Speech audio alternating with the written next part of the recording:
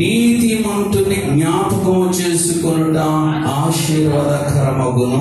దేవుని స్తోత్రం. నీతిమంతుని జ్ఞాపకం చేసుకున్నట ఆశీర్వాదకరమగును. కీర్తన గ్రంథం 90వ అధ్యాయం 1వ వచనం కూడా చదువుదాం. 90వ కీర్తన 1వ వచనం. ప్రభువా, తరతరముల నుండి మాకు నివాస స్థలము నీవే. ఏమండి? తర్వాత పర్వతములు పుట్టక మునుపు, భూమిని లోకమును పుట్టింపక మునుపు, యుగ యుగములు నీవే దేవుడు. చిన్న మాట ప్రార్థన చేసుకుందాం. కళ్ళు మూద్దాం, తనలో ఉంచుదాం, ప్రార్థన చేసుకుందాం. మహాగుణుడా, మహాపరిశుద్ధుడా, దేవానికి కృతజ్ఞతాస్తుతులు, స్తోత్రాలు. ఇదిగో నాయన, నీ ప్రియ కుమార్తె జాన్సమ్మ, కొండేటి జాన్సమ్మను మీరు పిలుచుకున్నారు, మీరు విశ్రాంతినిచ్చారు. ఆమెను జ్ఞాపకం చేసుకుంటూ ఈ సంవత్సరము నాయన సంవత్సరికముగా మేమందరం కూడుకున్నాం. ఇదిగో ప్రభా, తన కుమారుడు చెప్పిన సాక్ష్యం నీకు వందనాలు. అలాగే నీ దాసుడు చెప్పిన మాటలకే నీకు వందనాలు. ఇదిగో ప్రభా, నన్ను నిలబెట్టి నీ ప్రజలతో నాతో మీరే మాట్లాడి దీవించి మేము అన్ని విషయాలు సెట్ చేసుకుని నడిచే కృప నాకును మాకును అందరికీ మీరు దయచేయండి. ఎన్నికలేని వాడయ్యా, నోటి మాధ్యమ కలిగిన వాడయ్యా, నా నోటిని బోరగా చేసుకొని మీరే మాట్లాడమని యేసయ్య నామములోనే స్తుతించి ప్రార్థించి వేడుకొంచున్నాను తండ్రి. ఆమేన్. దేవుని స్తోత్రం. హల్లెలూయా. ఇక్కడ సామెత గ్రంథం 10వ అధ్యాయం 7వ వచనంలో చదివింది ఏంటంటే, నీతిమంతులను జ్ఞాపకము చేసుకుంటా ఆశీర్వాదకరమగును. ఈ నీతిమంతులు ఎవరంటే, యేసు క్రీస్తు నందు విశ్వాసం ఉంచి అంటే నమ్మి బాప్తిసం పొందుకుని యేసు రక్తము చేత కడగబడిన వారు. ఇందాక చిన్న బాబు చక్కగా పాడాడు, దేవుని స్తోత్రం. ఆయన చూస్తుంటే బాగా గుర్తొచ్చింది. కాబట్టి ఈరోజు అలాగే పిల్లల్ని పెంచాలండి. దేవుని కొరకు మనం నిలబడితే పక్కన వాడు ఏం చేయాలా అంటే దేవుని కొరకు మాట్లాడాలి, పాడాలా. దేవుని స్తోత్రం. అంతేగాని సత్య గొడవలేదు ఇలాంటి పాటల అది పిల్లలు నేర్పించేది. అందుకే సత్తన్నాడు. కాబట్టి దేవుని రక్తమందు, గొర్రె పిల్లల రక్తమందు కడగబడి నమ్మి బాప్తిసం పొందుకున్న వారు ఎవరండి? నీతిమంతులు, పవిత్రులు, పరిశుద్ధులు. అందుకే పరలోకం అంటే పాడులోకం కాదది. పరలోకం అంటే పరిశుద్ధ పట్టణం, పరిశుద్ధుల పట్టణం. ఆ పరిశుద్ధులైన పట్టణానికి యేసు రక్తం చేత కడగబడిన వారు మాత్రమే, అనగా పరిశుద్ధులు మాత్రమే అక్కడికి వెళ్తారు. అందుకే ఏమండి, నువ్వు యేసు ప్రభువుని నమ్ముకుంటే కాదు, యేసు ప్రభునందు జీవించాలి. దేవుని స్తోత్రం. హల్లెలూయా. అందుకే సువార్త స్టార్టింగ్ లోనే యేసు ప్రభు వారు ఏమని మాట్లాడతారు తెలుసా? దేవుని రాజ్యము సమీపించుచున్నది, మారు మనసు పొందండి. చూసారు ఏముంది? మారు మనసు పొందండి. మారు మనసు లేని వాళ్ళు బాప్తిసం తీసుకుంటూ వచ్చేసారు. పేరు ప్రఖ్యాతులు, డబ్బు, బలగము అంటే ఇవన్నీ ఉన్న వాళ్ళు ఎవరాళ్ళు? పరిసయ్యులు, శాస్త్రులు. బాప్తిసం తీసుకుంటూ వచ్చా మునిగేయడం కదా. ఈ రోజు కూడా కొంతమంది అలాగ అనుకుంటున్నారు, మునిగేయడం కాదు, మనస్సు మార్పుడు జరగాలి. హల్లెలూయా. మునిగేసిన వాళ్ళు మతంలో ఉండిపోతారు, మనసు మార్పు చెందిన వారు పరిశుద్ధ పట్టణానికి చేరుతారు. హల్లెలూయా, హల్లెలూయా. అది ఆ వేరియేషన్ లేదు, ఈ రోజు తెలియట్లేదు ఎవరికని. కాబట్టి నువ్వు ప్రభువుని నమ్మేసుకుంటే కాదు, నువ్వు ప్రభుకి అంటే ప్రభు జీవితం, ప్రభు లాంటి జీవితం నువ్వు జీవించడం అన్నది ప్రాముఖ్యమైనది. హల్లెలూయా. అందుకే అంటే యేసు రక్తమందు కడగబడిన వారు నీతిమంతులు కనుక అలాంటి వారు ప్రభులో జీవించి ఆ ప్రభుకు తగిన జీవితం జీవించి వారు జీవితాన్ని ముగించినప్పుడు అంటే వారిని జ్ఞాపకం చేసుకుంటూ ఏంటంట, అది మనకు ఆశీర్వాదకరమవుతుంది. అదన్నమాట. రెండోది ఏంటంటే కీర్తన గ్రంథం 91లో ఉన్నది అంటే ప్రభువా తరతరము నుండి మాకు నివాస స్థలము నీవే అనగా ఆ మహిమ గల పట్టణము, ఆ పరిశుద్ధ పట్టణము, ఆ పరలోక పట్టణము. హల్లెలూయా. అడ్రస్ చెప్తున్నాడు. ఏమండి, మనము యేసుక్రీస్తు నందు ఉన్న వారము. మనకి ఈ దేశము లేకపోతే ఈ ప్రాంతము, ఈ ప్రదేశము ఏంటంటే ఏమండి, ఇదంతా టెంపరీ. అందుకే బైబిల్ ఏం చెప్తుందంటే మనం యాత్రికులము, పరదేశులము. యాత్రికులం, యాత్రకు వచ్చాం, పరదేశులం. ఏదో రోజు ఇక్కడ నుండి మనము వెళ్ళిపోవాల్సిన సమయం ఒకటి వస్తుంది. హల్లెలూయా, హల్లెలూయా. కాబట్టి ఎక్కడికి వెళ్ళాలో నీకు అడ్రస్ తెలియాలా. ఆ అడ్రస్ ఎవరంటే, ఇందాక రాజేష్ చెప్పాడు కదా, పుట్టగానే బిడ్డకి ఎవరు పరిచయం చేయాలా?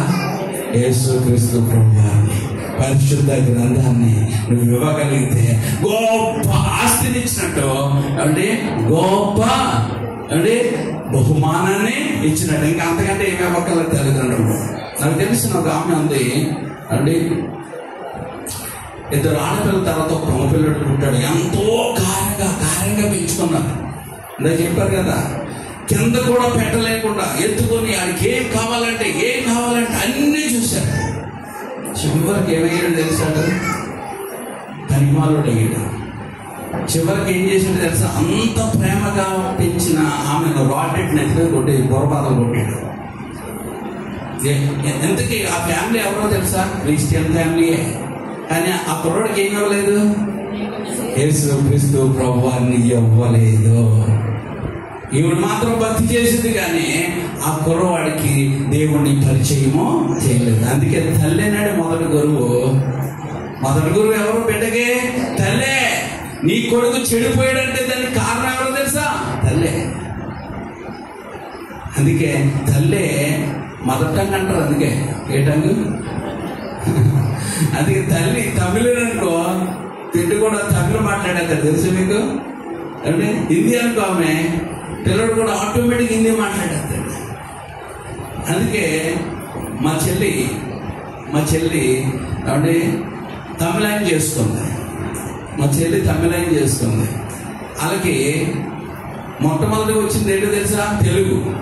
ఆ తర్వాత తమిళం తక్కువ రావడం, తెలుగు మాత్రం ధారాళంగా మాట్లాడతారు. ఎందుకు చెప్పండి? మొదట దేవుని స్తోత్రం. అందుకే తల్లి ఏమండి ఈ లోకంలో చాలా గొప్పది. ఆ తల్లి బైబిల్ పంచి ఏమంటే ఇవ్వగలిగితే ఇంకా గొప్పది. దేవుని స్తోత్రం. హల్లెలూయా. నిజంగా రాజేష్ అన్న మాట వింటే నాకు చాలా ఆనందం అనిపించింది. ఎందుకంటే అంటే అటు సైడ్ ఏమి లేవు, ఓల్డేజ్ హోములు లేవు. ఇటు సైడ్ ఓల్డేజ్ హోములు ఏమైపోతున్నాయి? పెరిగిపోతున్నాయి. ఒకటి కాదు, పెరిగిపోతున్నాయి. ఇక మా మామయ్య గారు అమ్మాయి కూడా ఓల్డేజ్ హోమ్ నడుపుతుంది. జనాలు పెరిగిపోతున్నారు. కారణం ఏంటి?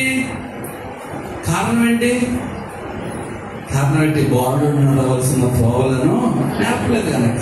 అందుకే దేవుని బిడ్డలైన వారు చూడండి, వారికి ప్రభుని బహుమానంగా ఇవ్వండి.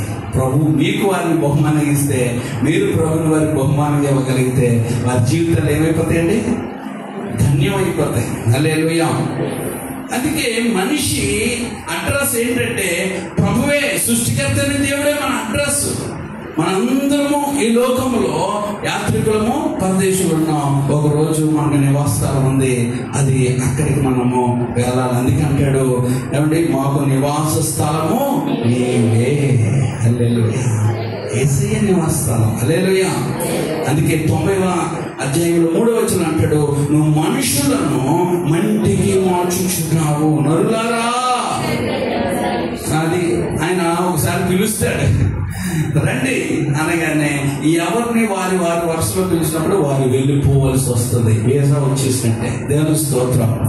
అప్పుడు వరకు మనకు కలిగిన దాన్ని బట్టి తృప్తి చెందుతూ అనేక మందికి సహాయపడేటట్టుగా, అనేక మందికి మేలు చేసేవారిగా మనం ఏం చేయాలండి?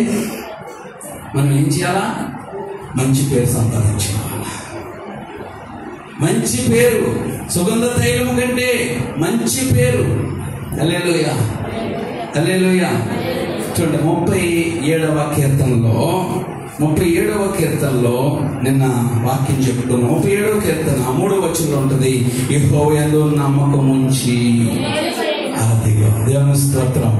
దేవుడిని నమ్ముకున్న నీవు చేయవలసిన పని ఏంటంటే మేలే చేయాలా. కీడు చేయడానికి నీ పాదములు పరిగెట్టడానికి వీలు లేదు. దేవుని స్తోత్రం. హల్లెలూయా, హల్లెలూయా. ఇన్ని ఖాళీ ఉంటాను కూర్చున్నాను. దేవుని స్తోత్రం. హల్లెలూయా. మాకు మార్తమ్మని మా చర్చిలో చాలా చిన్నపిల్లలు అన్నమాట. చిన్నపిల్లల పనులన్నీ చేస్తూ ఉంటారు. దేవుని స్తోత్రం. హల్లెలూయా. పేరుకి పెద్ద కానీ మాకు చాలా చిన్నపిల్లలు. దేవుని స్తోత్రం. హల్లెలూయా. సరే, కాబట్టి ఇక్కడ మనం చూసుకున్నట్లయితే మనుషులను ఆయన ఏం చేస్తున్నాడు? మట్టికి మారుస్తున్నాడు. అందుకే మొన్న అయినది మళ్ళీ మొన్న అవుతుంది. అందుకే మనము ఏమంటే మంటికి మన్నం, ధూళికి ధూళి, బూడిద నమ్మకిస్తాం. హల్లెలూయా. ఆయన మధ్యాహ్నం వచ్చినప్పుడు ఈ ఆవిడ మట్టి అయిపోయిన దేహం మళ్ళీ ఏమంటే మహిమ శరీరంగా వేస్తుంది. హల్లెలూయా. అందుకే ఇక్కడ ఉంటుంది ఏమంటే నీటి బుడగ లాంటిదట, గడ్డి పువ్వు లాంటిదట, గడ్డి లాంటిదట, పచ్చగా ఉంటుంది. ఇప్పుడు కొంచెం పోయిన తర్వాత సాయంకాలానికి వాడిపోతుంది. మనిషి జీవితం కూడా అలాగ అల్పమైనది. హల్లెలూయా. 32వ కీర్తన గ్రంథం 32వ అధ్యాయం 1వ వచనం ఉంటుంది. ఏమండి దావీదు భక్తుడు ఏ రీతిగా చెప్తున్నాడు చూడండి. 32:1, తన అతిక్రమములకు అంతే, తన అతిక్రమములకు పరిహారము నొందినవాడు, తన పాపములకు ప్రాయశ్చిత్తం నొందినవాడు ధన్యుడు. ఎవడున్నాడు? అలాంటి ధన్యుడు ఎవడున్నాడు? ఎవరు ఏమండి పరిహారములను తీయగలిగినవాడు? ఎవరు పాపములను క్షమించగలిగిన వాళ్ళు? అందుకే అంటే చాలా మంది మధ్యన యాత్రలు ఎక్కువ చేస్తా ఉన్నారు, దర్శనాలు అనుకుంటూ. ఒక ఏమంటే చాలా మంది అట ఒక ప్రాంతం, కాశీలో ఒక ప్రాంతం ఉందంట. ఆ ప్రాంతంలో 12 గంటలకి, మధ్యాహ్నం 12 గంటలకి ఆ ప్రాంతానికి వెళ్ళిపోతారు మునగడానికి. ఎందుకు మునగడానికి వెళ్తారంటే దేవతలంట ఆకాశంలో నుండి దిగి వస్తారంట. అక్కడ స్నానం చేస్తూ ఉంటారంట. ఈ స్నానం చేసినప్పుడు వాళ్ళు స్నానం చేసేలా అంటారు కదా, ఎలాగన్నా నీళ్లు ఎగురుతాయి కదా, ఆ నీళ్లు ఈ స్నానం చేసే వాళ్ళ మీద పడ్డాయి అనుకో, ఇలా పాపాలన్నీ క్షమించబడిపోతాయి అని ఒక నానుడి. మన బెతెస్దా కోనేరులాగా అర్థమవుతుందా? ఆ నానుడికి జనాలు ఆ 12 గంటలు మెట్ట మధ్యాహ్నం శ్మశానం దగ్గరికి ఎక్కడ లేని వాళ్ళందరూ వెళ్ళిపోతారు. అక్కడికి మునిగేస్తే ఎందుకు అంత ఏమంటే కష్టపడి మెట్ట మధ్యాహ్నం ఎందుకు వెళ్తున్నారు? వారి పాపములు పరిహరించబడాలి, ప్రాయశ్చిత్తం కలగాలి. వీటి కొరకే పరుగులు పెడుతున్నారు. మళ్ళీ అలా అంటారు, మమ్మల్ని పాపులు అంటారు, మాలో పాపం ఎక్కడ ఉంది అంటున్నారు. అంత అబద్ధం అండి బాబు అది. ఏమంటే అది ఎంత అబద్ధం అంటే చాలా మంది ఏమంటారు, మేము పాపులో కాదు, మాలో పాపం. నిజంగా గుండెల మీద చేసుకొని చెప్పండి, నేను ఏ పాపం చేయలేదు పుట్టినప్పుడు ఇప్పటి వరకు అని. ఆవిడ దమ్మనమ్మ కూడా అంటే అందుకే యేసుప్రభు అన్నాడు, నాలో పాపం ఉందని ఎవడో స్థాపించగలరు రామ అన్నాడు. దానికి ఆపోజిట్ ఏం తెలుసా? ఇంకెవడో ఆ డైలాగ్ చెప్పలేడు. ఇంకా ఆ డైలాగ్ ఎవరు చెప్పలేరు, యేసుప్రభు ఒక్కలే చెప్పగలరు. ఇప్పుడు క్రీస్తుని నమ్ముకున్న వారికి కూడా ఆ మాట మాట్లాడగలరు. క్రీస్తుని ఆధారం చేసుకొని యేసు రక్తము చేత కడగబడిన నేను నీతిమంతుడను, పరిశుద్ధుడను నా వాక్యం చెప్తుంది. ఎస్, ఒకప్పుడు నేను కాదు, ఇప్పుడు క్రీస్తు యేసు రక్తం చేత కడగబడి నేనేమయ్యాను? పవిత్రుడిగా మార్చబడ్డాను. నేను యేసు క్రీస్తు నమ్ముకున్నడు ద్వారా నీతిమంతత్వము పొంది ఉన్నాను అని ఎవరు చెప్పగలరు తెలుసా? ఒక క్రైస్తవుడే చెప్పగలడు. హల్లెలూయా. ఎందుకంటే వాక్యం చెప్తుంది, యేసు రక్తము ప్రతి పాపిని కడిగి పవిత్రులుగా మార్చబడ్డదు. అబ్రహాము దేవుణ్ణి నమ్ముకొనెను, అది అతడికి నీతిగా ఎంచబడ్డది. ఎందరైతే యేసు క్రీస్తుని అంగీకరిస్తారో వారందరూ దేవుని పిల్లలు అవడానికి ఆయన అధికారం ఇచ్చాడు కనుక ఇప్పుడు పరిశుద్ధాత్మ ద్వారా మనం ఆయన ఏమన్నామంటే అబ్బా తండ్రి అని మొర్ర పెట్టే కృపను మనకు ఇచ్చారు. హల్లెలూయా. అది వాక్యం చెప్తుంది. ఎవరు చెప్తున్నారు? వాక్యం మన దేవుడే చెప్పాడు. హల్లెలూయా. ఎందుకంటే వాక్యమే దేవుడు కనుక.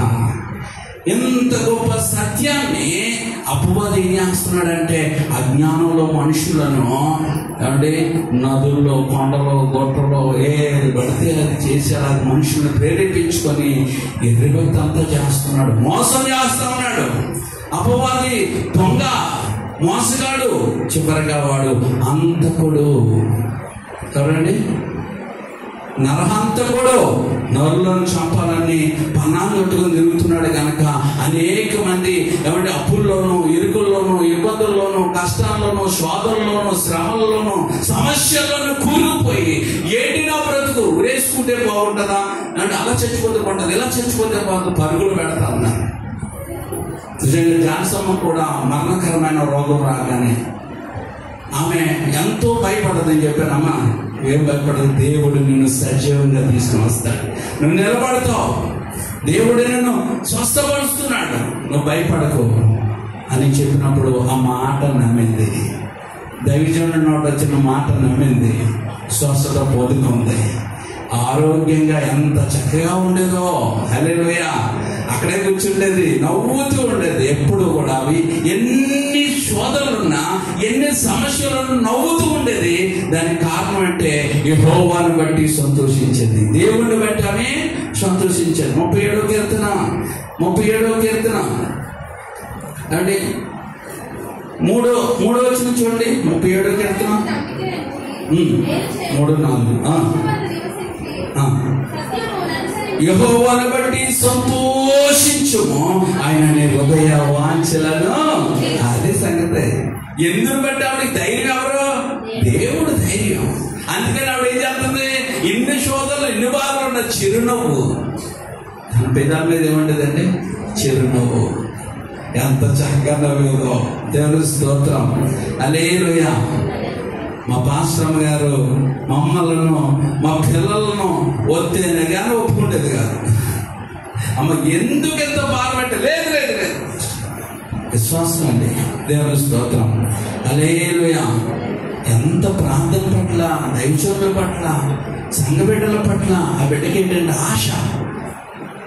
హల్లెలూయా. నిజంగా ఆ ప్రేమను మరవలేదు. ఎందుకంటే ఏంటి, నేను అంటాను, తిన్నవాళ్ళు గుర్తుంటుంది. అవి కొన్ని ఉంటాయి గాయపరిచే మాటలు, కొన్ని అంటే ప్రేమను ఉప్పొంగించే మాటలు ఉంటాయి. ప్రేమను ఇంకా వృద్ధి చేసుకోవటం. దేవుని స్తోత్రం. జాన్సన్కి తెలిసిన విద్య అంటే తెలుసా? ప్రేమను వృద్ధి చేసుకోవడం. కొంతమంది ప్రేమను తెగొట్టుకుంటా చూస్తూ ఉంటారు. ఏం చేస్తుంటారు? తెగిపోవడానికి చూస్తూ ఉంటారు. ఆవిడ కాదు. ఎందుకంటే మా అమ్మగారు ఎవరన్నా కూడా చిన్న దుర్భాష ఆడడం నేను చూడలేనప్పుడు అన్నాడు. నిజమే. దేవుని స్తోత్రం. మమ్మల్ని అందరినీ ఉన్నది, నాన్నగారు, అమ్మగారు, మీరు మన సంఘం బిడ్డలు కొంతమంది మనం ఖచ్చితంగా మా కోడల ఇంటికి వెళ్ళాలంటే కమాండ్. ఆవిడకి ఏంటో తెలుసా? కమాండ్. ఏంటి? నా సొంతం అని. ఆయన ఎవరు? నా తండ్రి, నా ఆత్మీయ తండ్రి. అబ్బకి అంత కమాండ్ అంటే కొంతమందికి సాగుతారు, అలా మాట్లాడలేరు. కానీ ఆవిడ ఎలా మాట్లాడుతుంది తెలుసా? నా సొంతము. హల్లెలూయా. హల్లెలూయా. అలా మారాలి విశ్వాసం. అందుకని పాస్టర్ గారు అంటే వీళ్ళకి ఎలా ఉంటుంది తెలుసా? మా పాస్టర్ గారితో ఏం మాట్లాడలేదండి, మా పాస్టర్ గారి పేరే తెలియదండి. కొంతమంది అంటుంటారు, ఏ సంఘానికి వెళ్తామమ్మా? మా సంఘం పేరు తెలియదండి. మీ పాస్టర్ గారి పేరు ఏంటమ్మా? మా పాస్టర్ గారి పేరు కూడా తెలియదండి. ఎందుకు వెళ్తుందో తెలియదు.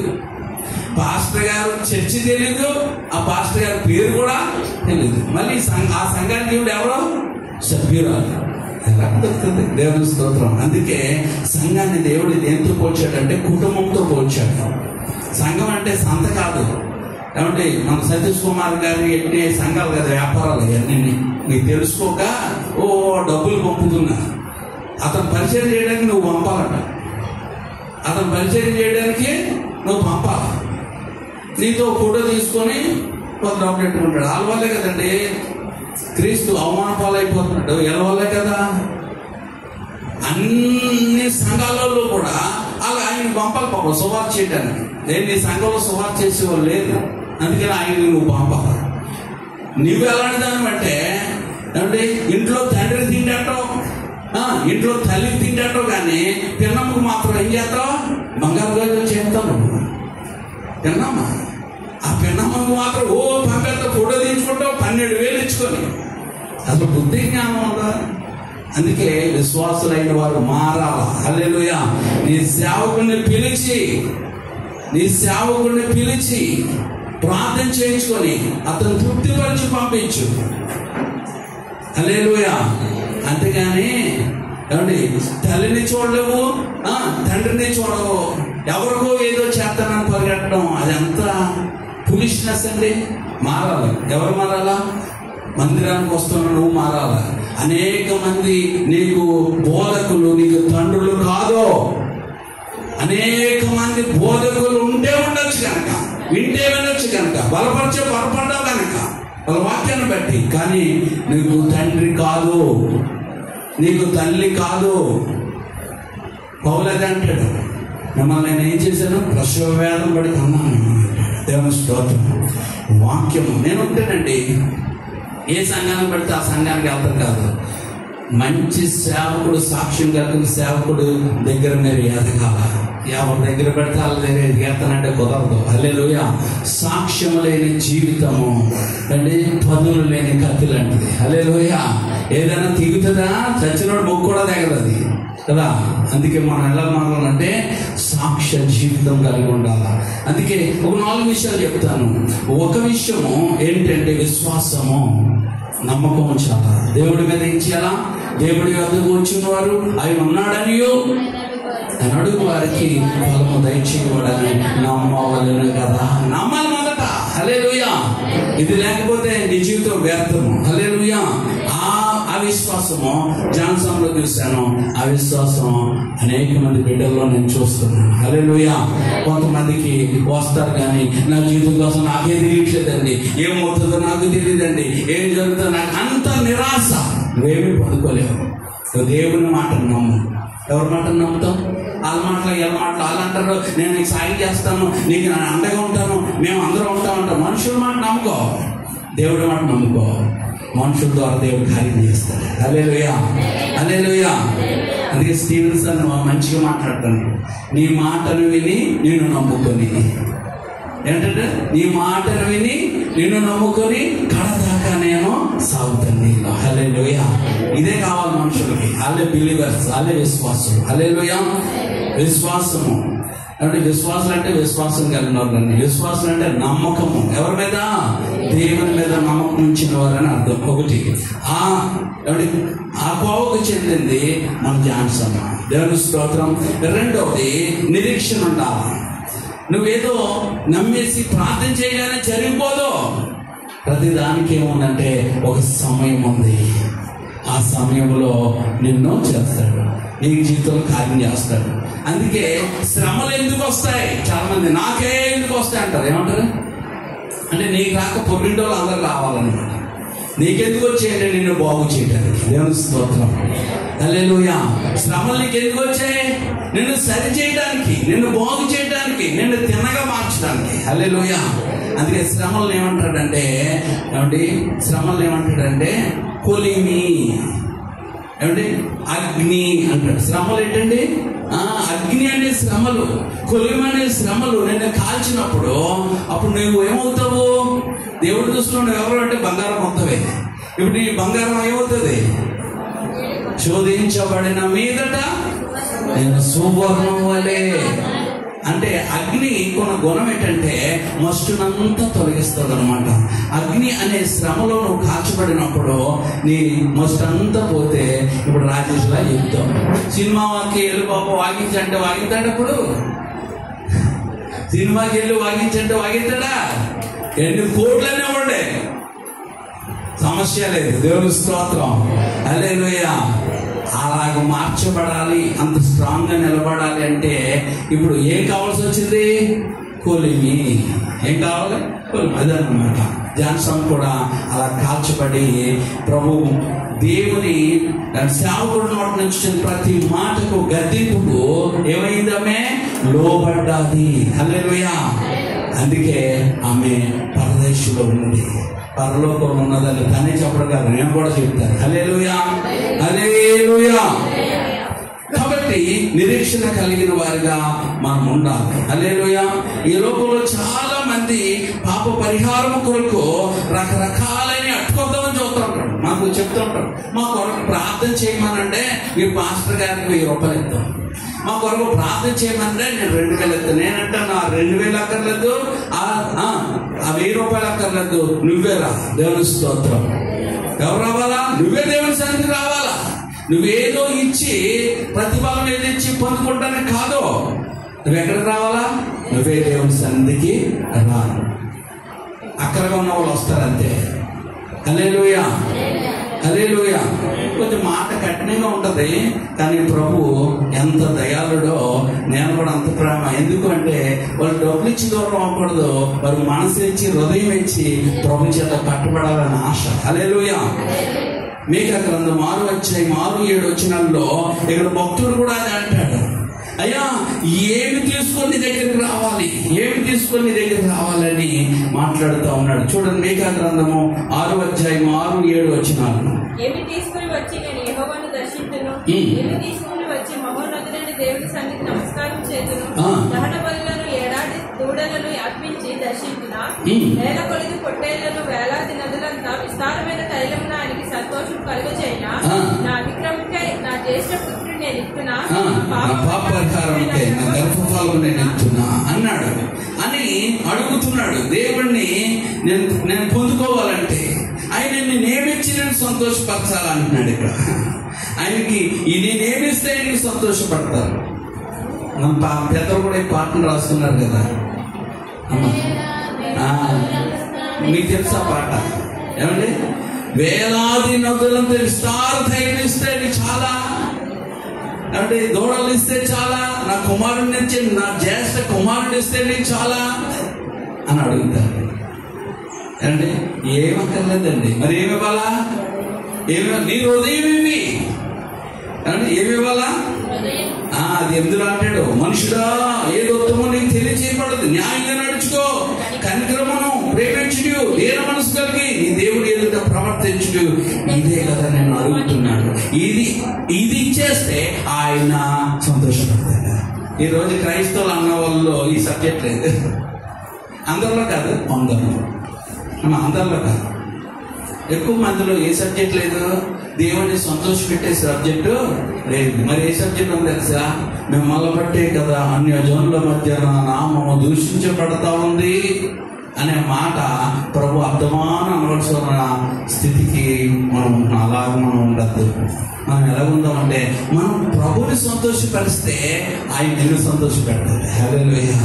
ఆయన నువ్వు ఏడిపించి ఏమైనా బాగుపడతావా? నేను అదే చెప్తాను, తల్లిదండ్రులు ఏడిపించి ఈ భూమి మీద ఎవడో సంతోషంగా ఉండడు.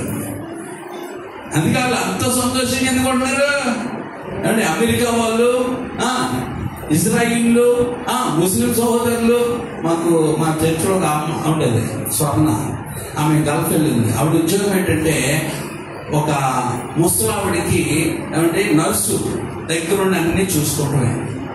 50,000 30,000 అంత ఇచ్చేవాడు అప్పట్లో. ఆవిడ ఇంకా ఏమి మాట్లాడదేం చేసి మంచం మీదే ఉంటుంది, అన్ని చూసుకోవాలి.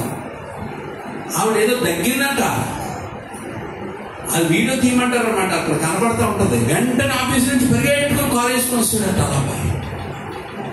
ఆ అమ్మాయి వచ్చేసిందంట, ఇంకో పక్క నుంచి ఇంకో చిన్న అబ్బాయి వచ్చేసాడట. ఏం చేసావు అంటారట.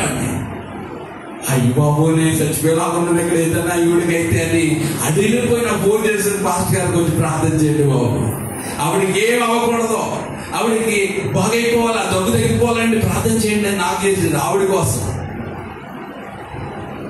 అంటే ఆ తల్లిని అంత బాగా చూసుకుంటున్నారు చూడండి. మాట్లాడలేదు, నడవలేదు, తినలేదు, ఏం చేయలేదు, కానీ ఇంట్లోనే పెట్టుకొని ఏం చేస్తున్నారు?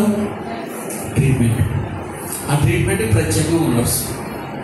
ఆ నర్స్కి ఇంకే పని ఉండదు, ఆమెను చూసుకుంటూనే 24 గంటలు. నిజంగా ఏమండి, ఎంత ప్రేమను తల్లి మీద వాళ్ళు చూసుకుంటున్నారు. ఈరోజు తల్లిదండ్రులైన వాళ్ళు ఉసురు వేసుకుంటున్నారు. పెళ్ళి ఏం చేస్తున్నారు? ఉసురు పోసుకుంటున్నారు. అలా ఆశీర్వాదం కాదు, వాళ్ళు ఉసురు అంటే వాళ్ళని వ్యాధులకు గురి చేస్తున్నారు, బాధలకు గురి చేస్తున్నారు, వారిని నీచంగా మాట్లాడుతున్నారు. దానికి అంతటికీ కారణం ఏంటంటే లోకంతో నిండిపోయారు. దేంతో నిండిపోయారండి? లోకములో ఉన్నదంతా నేత్రాశ, శరీరాశ, జీవపు డంబాలతో ఉన్నారు. అందుకే ముసలి తల్లి నచ్చట్లేదు, ఆ ముసలి తండ్రి నచ్చట్లేదు, ముసలితో పోతున్నట్ట. వీడి చిన్నప్పుడు ఏం కోపం వచ్చిందో అంటే అంత 1-2 దొల్లేసి ఎన్నుకుంటున్నప్పుడు ఏమొచ్చిందో మరి కదా.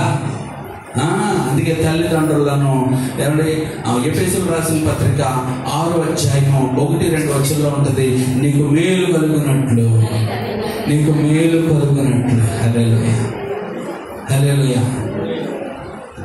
మా అమ్మ నన్ను అత్తమాను తిన్నావా తిన్నావా తిన్నావా అంటే నాకు ఎంత 1, 2, 3 సార్లు బాగా అనిపించింది. 4వ సారి మాత్రం ఎక్కడే కోపం వచ్చింది. తిన్నానని చెప్పారు కదమ్మా అని గతిరేసుకున్నాను. ఇప్పుడు అర్థమవుతుంది ఆ ప్రేమ అంత ఉండదు అంటే అలా అడుగుతూనే ఉంటారు వాళ్ళు. హల్లెలూయా, ఎంత గొప్ప ప్రేమ అండి, తల్లి ప్రేమ, తండ్రి ప్రేమ.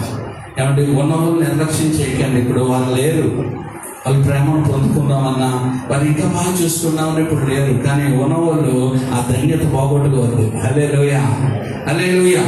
సరే ఏమండి, కాబట్టి ఏమిచ్చినా నేను మేము సంతోష పెడతాము అన్నప్పుడు అక్కడ జవాబు మనం చూసాం. అందుకే చనిపోయిన వారు, మరణించిన వారిని మనం ఏమంటామంటే నిద్రిస్తున్నారు అని బైబిల్ చెప్తుంది. ఏంటండి?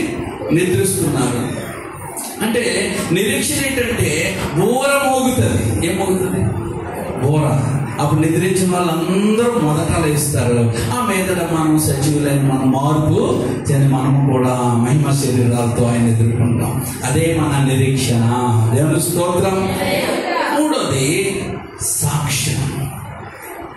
అంటే మనతో వచ్చేవి ఈ లోకంలో డబ్బు, కారు, బంగారం, పొలాలు, చుట్టాలు, పట్టాలు కాదు. చూడాలి కాదు, పట్టాలు కాదు. మరి ఏమొస్తుంది తెలుసా? వారి వారి క్రియలు అని ఉంది బైబిల్లో. ఏముంది? వారి వారి క్రియలు వారి వెంట వెళ్ళును. అవి మంచివైనా సరే, చెడ్డవైనా సరే జాగ్రత్త. వాటిని బట్టి దేవుడు తీర్పులో తీసుకెళ్తాడు. అందుకే ఏమంటే మనతో వచ్చేది ఏంటో తెలుసా? సాక్ష్య జీవితం. దేవుని స్తోత్రం. అందుకే క్రైస్తవులు అండి సాక్ష్య జీవితాన్ని కాపాడుకోవాలి. జీవించేది ఒకటి, చెప్పేది ఒకటి ఉండకూడదు. ఏమి చెప్తున్నావో ఆ రీతిగానే జీవించాలా, ఎలా ప్రవర్తిస్తున్నావో అలాగే మాట్లాడాలి. హల్లెలూయా. అంతేగాని 2 రకాలుగా ఉంటే దాన్ని ప్రభు ఏమన్నాడు తెలుసా? వేషధారులారా. వేషధారులా. మన వేషాలు ఏమంటే సినిమాటల కంటే మించిపోతున్నారు మన వాళ్ళు వేషాల్లోని. ఎలాగుంటున్నారు చూసారా? సెలబ్రిటీల కంటే దారుణం అయిపోయారు. అటు 10 మంది, ఇటు 10 మంది. ఓ బాబో ఏటో నాకు తెలియట్లేదు. పరిగెడుతున్నారు సెక్యూరిటీ అట.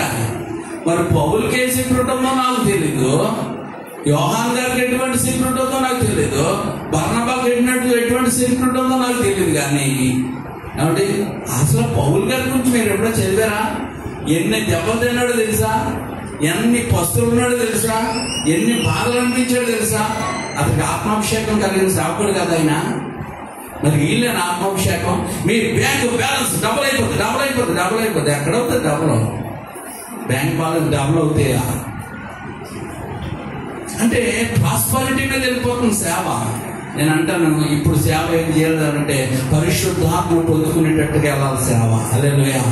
ఎందుకంటే యోవేలు ప్రవచనము, అపోస్తల కార్యం 2వ అధ్యాయం 1-2 వచనాల్లో రాయబడిన మాట ఏంటంటే యోవేలు ప్రవచనం.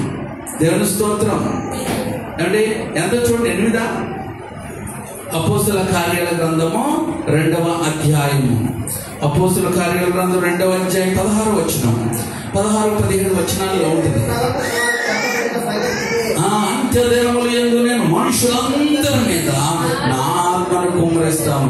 మీ కుమారులు మీ కుమార్తెలు ప్రవచించెదరు, యవ్వనులకు దర్శనం కలుగును, మీ వృద్ధులు దినములలో నా దాసుల మీదను నా దాసులందరి మీదను నాకు మన కుమ్మరించుతారు కనుక వారు ప్రవచిస్తారు. ఏడు ప్రవచిస్తారు? ఏడు ప్రవచిస్తారు? ప్రవచించడం అంటే నీకు ఆడపిల్ల పడుతుంది, నీకు మోపిల్లడు పుడతాడు. చెప్పండి, నువ్వు కారు కొనుక్కుంటావు, నువ్వు విమానం ఎక్కుతావు. ఇయ్యా ప్రవచనాలు? ఎక్కడైనా బైబిల్ అలాంటివి ఉన్నాయా? ప్రవచనం అనగా వాక్యం అనేది చెప్పగలుగుతారు. ఇదిగో ఈ వాగ్దానం నీ జీవితంలో నెరవేర్చబడుతుంది అంటాడు. అది అలా జరిగిపోతుంది.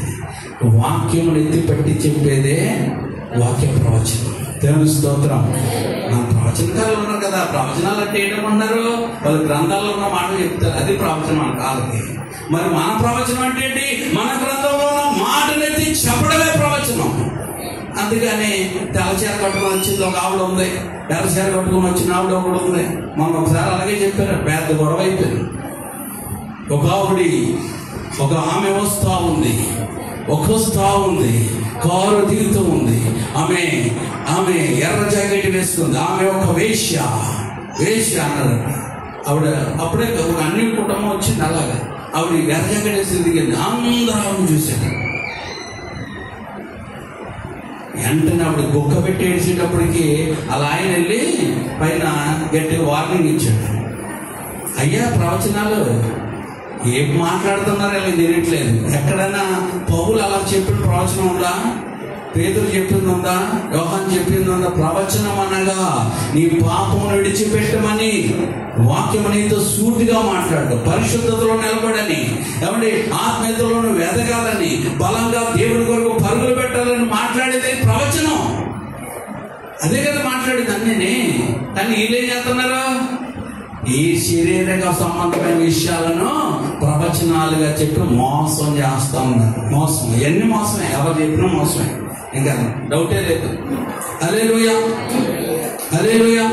నిన్ను చెక్కేది, నిన్ను మార్చేది, నిన్ను పరిశుద్ధపరిచేది, నేను క్రీస్తు ఎదుట నిందారహితంగా నిలబెట్టేది దేవుని వాక్యము, దేవుని రక్తము. హల్లెలూయా, హల్లెలూయా. అందులో డౌటే లేదు. అమ్మ తిట్టుకోకండి, నాకు ఏటో తెలియదు కానీ ఉన్నది ఉన్నట్టుగా చెప్పడమే నాకు ఇష్టం. దేవుని స్తోత్రం. మభ్య పెట్టి మాయ చేయడం నాకు అస్సలు రాదు. ఎందుకంటే ఈ ప్రాంతంలోనే నేను పుట్టాను, ఈ ప్రాంతంలోనే పెరిగాను. ఇక్కడ అంతా మా బంధువులు ఉన్నారు. నేను ఏదైనా రాంగ్ చెప్తే ఈజీగా తెలుసుకోండి. దేవుని స్తోత్రం. ఇక మా చెల్లె ఎవరు కూర్చున్నారు, ఈ చుట్టుపక్కల వాళ్ళందరూ మా అక్కలో చెల్లెళ్ళు మా వాళ్ళు అందరూ ఉన్నాయి.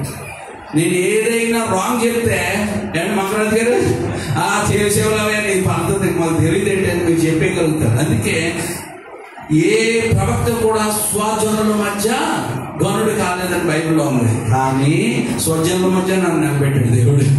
హల్లెలూయా, హల్లెలూయా. ఎందుకో తెలుసా? స్వజనుల మధ్య భయం ఉంటుంది. స్వజనుల మధ్య ఏముంటుందంటే ఒళ్ళు దగ్గరెట్టుకోవాలా ఏం చెప్పినా, లేకపోతే నీకోసం అని చెప్పేస్తారు. దేవుడు స్తోత్రం. అందుకే నేను చెప్పింది సత్యం అని ఇక్కడ ఉన్న వాళ్ళకి తెలుసు. హల్లెలూయా. ఏప్రిల్ రాసిన పత్రిక 13వ అధ్యాయము 16 ఉంటుంది. మనం పరదేశులము, యాత్రికులము, అంటే మనము పర సంబంధమైన బిడలం కనుక ఏదో రోజు ఈ లోకాన్ని, యాత్రను ముగించుకొని మనం వెళ్ళవలసి ఉంటుంది. మన సొంత పట్టణం కానీ మనం తెలుసుకొని ముందుకు సాగుదాం. కాబట్టి నశించున్న మన వారిని, బంధువులను, స్నేహితులను వారి కొరకు ఏం చేయాలంటే ప్రార్థన చేయాలి. వారు చెప్పాం వింటలేదు, వారి కోసం ఏం చేయండి?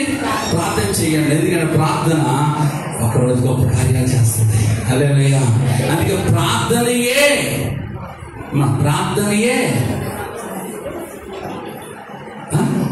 విజయం, ప్రార్థనయే విజయం అనే బుక్ ఉంది.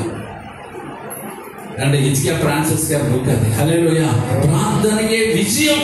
ఎస్, నిజముగాను ప్రార్థన చేస్తే విజయం నీకు రాక మానదు. హల్లెలూయా. విజయం పొందక మానదు. మా మోస అబ్రహం గారు ఆయన చర్చిలో విక్టరీ అని పెట్టుకున్నారు.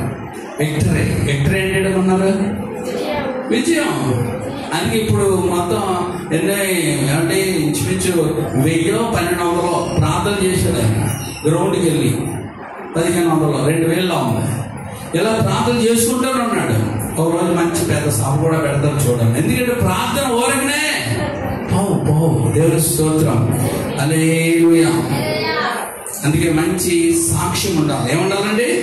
మంచి సాక్ష్యం. ఆ సాక్ష్యం మన ధ్యానసమ్మ సంపాదించాం. దేవుని స్తోత్రం. నాలుగు ఏముండాలంటే ప్రవర్తన ఫలం ఉండాలి. ఏ ఫలం? ప్రవర్తన ఫలం. మన ప్రవర్తన ఫలమే ఒక సువార్త కర్తృ కింద వాడబడుతుంది. హల్లెలూయా. నువ్వు సాక్షి చెప్పక్కర్లేదు. నీ ప్రవర్తన ఫలమే నిన్ను అనేక మందికి పరిచయం చేస్తుంది, అనేక మందిని ప్రభు దగ్గరికి నడిపిస్తుంది. అందుకే అందరూ చెప్పాడు అంటే మా అమ్మ ఎవరికైనా పెడుతుంది. అమ్మా ఏం చేస్తుంది? పెట్టే కూడా మా అమ్మకి పెడుతుంది. నిజమే. దేవుని స్తోత్రం. ప్రవర్తన, ఆ ప్రవర్తన ఫలం దొరక ఉంది. అనేక మందికి పెట్టింది. చనిపోయిన తర్వాత ఏమయ్యారంటే అనేక మంది ఏడ్చారా? మీరు ఎవరన్నా అమ్మా మన జాన్సన్ చనిపోయినప్పుడు ఏడందని ఎవరైనా చెప్పారు? నువ్వు ఏడమ్మా, నువ్వు కూడా ఏడు నేను చెప్పానా మీకు? మీరు చెప్పలేదు, నేనే ఏడ్చాను. దేవుని స్తోత్రం. హల్లెలూయా. అలాంటి నా ప్రియకుమార్తె నాకు దూరం అయ్యింది అని ఒక బాధ వచ్చింది, ఏడుపు వచ్చింది. దేవుని స్తోత్రం. ఇప్పుడు కూడా ఆ మాట తలచినప్పుడు కళ్ళల్లో నీళ్ళు తిరుగుతూ ఉన్నాయి. హల్లెలూయా, హల్లెలూయా. ఎందుకంటే ఆమె ప్రవర్తన ఫలాన్ని నేను చూశాను. హల్లెలూయా. చూడండి ఏప్రిల్ రాసిన పత్రిక 13:7 ముగించేస్తాను. ఏప్రిల్ రాసిన పత్రిక 13:7.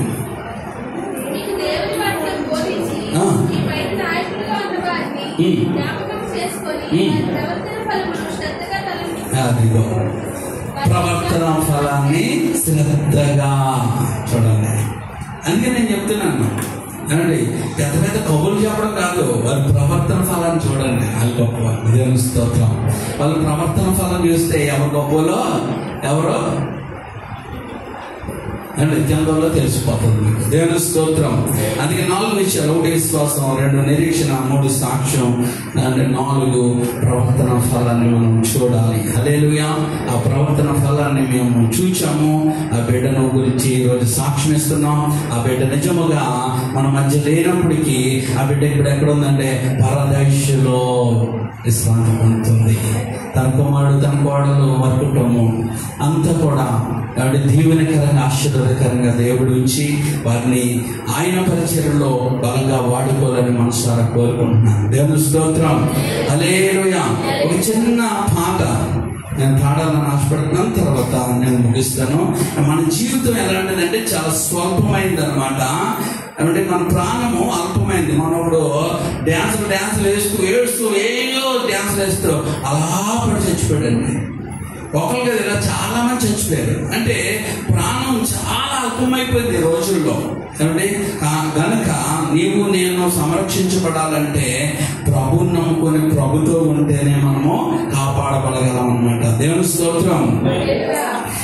నీ జీవితం స్వల్పమైనది, నీ ప్రాణము అల్పమైనది. నీ జీవితం స్వల్పమైనది, నీ ప్రాణము అల్పమైనది. స్వల్పమైనది, అల్పమైనది, ఆవిరి వంటిది, గడ్డి పువ్వు వంటిది. స్వల్పమైనది, అల్పమైనది, ఆవిరి వంటిది, గడ్డి పువ్వు వంటిది. ఈ జీవితం స్వల్పమైనది, ప్రాణము అల్పమైనది. దేవుడు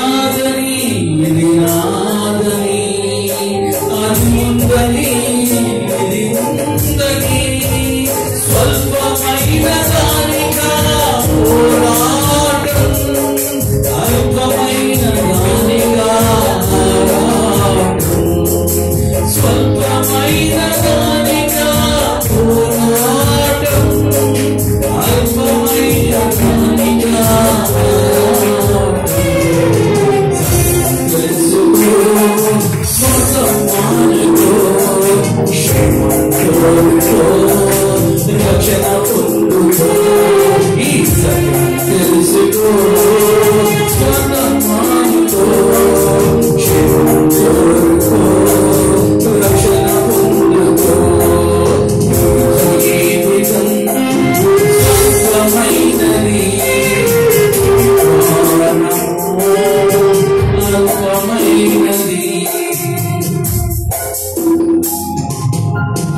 నాకంటూ ఏమీ లోటు లేదని నా ప్రాణమాతిని త్రాగి సుఖించమని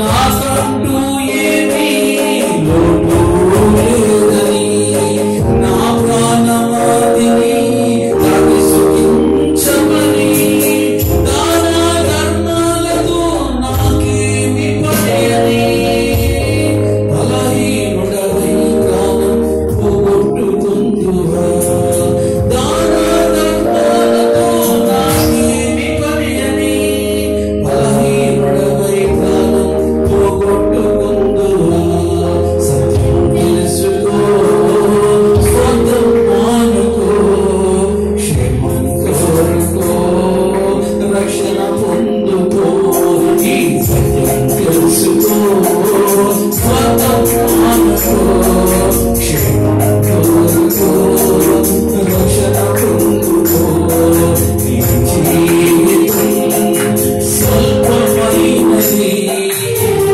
ప్రాణము అల్పమైనది ఒక పాదం ఇది దేవుడు మనకు ప్రేరేపించినప్పుడు నేను రాసుకున్న మాట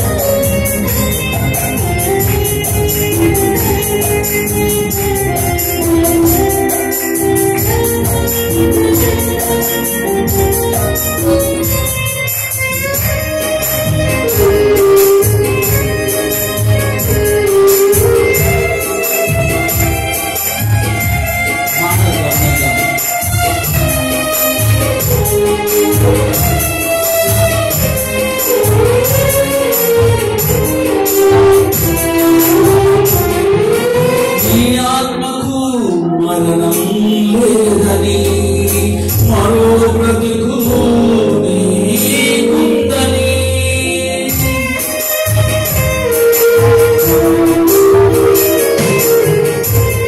నీ ఆత్మకు మరణం లేదని మరో బ్రతుకు నీకుందని ఆ బ్రతుకు మార్గం యేసేనని పరలోక రాజ్యం నీకిచ్చునని ఆ బ్రతుకు మార్గం యేసేనని పరలోక రాజ్యం నీకిచ్చునని సత్యం తెలుసుకో